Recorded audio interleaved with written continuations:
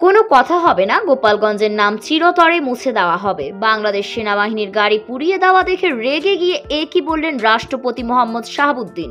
বিস্তারিত দেখুন পুরো ভিডিওতে। দর্শক, গোপালগঞ্জ সদর উপজেলার গোপীনাথপুর হাসপাতাল এলাকায় আওয়ামী লীগের সমর্থকদের সঙ্গে সেনাবাহিনীর ধাওয়া পাল্টা ধাওয়ার ঘটনা ঘটেছে। এ সময় সেনাবাহিনীর গাড়িতে ভাঙচুর ও অগ্নিসংযোগ করেছে আওয়ামী লীগের সমর্থকরা। শনিবার 10 আগস্ট বিকেলে ঢাকা খুলনা মহাসড়কের উপজেলার গোপীনাথপুর এলাকায় এ ঘটনা ঘটে।